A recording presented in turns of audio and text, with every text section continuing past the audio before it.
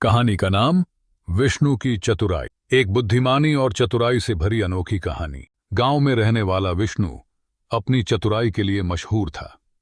वह ज्यादा पढ़ा लिखा नहीं था, लेकिन उसकी समझदारी और हाजिर जवाबी का कोई मुकाबला नहीं था। एक दिन गांव में एक नया जमींदार आया जो बहुत चालाक और लालची था।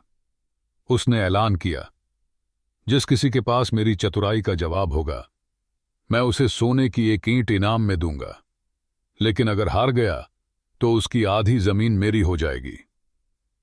गांव के कई लोगों ने कोशिश की, लेकिन कोई भी जमींदार की चालाकी का सामना नहीं कर सका। विष्णु को यह चुनौती सुनकर मजा आ गया। उसने सोचा, अगर अपनी चतुराई से इस जमींदार को हरा सका तो इसका घमंड भी टूट जाएगा और गांव वालों की जमीन भी बच जाएगी। अब कदे क्या असली खेल शुरू होता है। अगले दिन विष्णु जमींदार के पास पहुंचा और बोला, मैं आपकी चुनौती स्वीकार करता हूं। जमींदार हंसते हुए बोला, ठीक है, अगर तुम मुझसे ज्यादा चतुर निकले तो सोने की ईंट तुम्हारी होगी, लेकिन अगर हार गए तो अपनी आधी जमीन मुझे देनी होगी। जमींदार ने विष्णु से पूछा, ऐसी कौन सी चीज है जो जितनी बांटो उतनी ही बढ़ती जाती है। गांव के लोग सोच में पड़ गए, लेकिन विष्णु मुस्कुराया और बोला, ज्ञान। जमींदार ने दांत पीसते हुए कहा, ठीक जवाब। अब बारी थी विष्णु की। उसने जमींदार से पूछा, आपके पास एक बैल और एक घोड़ा है।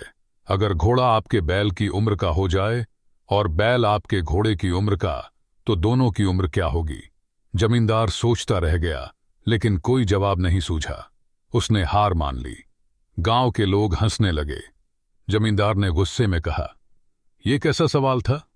विष्णु ने हंसते हुए कहा, बिल्कुल वैसा ही सवाल जैसा आप पूछते हैं। जमींदार को अपनी हार स्वीकार करनी पड़ी। उसने सोने की ईंट विष्णु को दे दी और कभी किसी को चतुराई की चुनौती न देने की कसम खाई। मॉरल ऑफ द स्टोरी, बुद्धिमानी और चतुराई ही असली ताकत होती है। जो अपनी अक्ल से काम लेता है वह किसी भी चालाकी को हरा सकता है।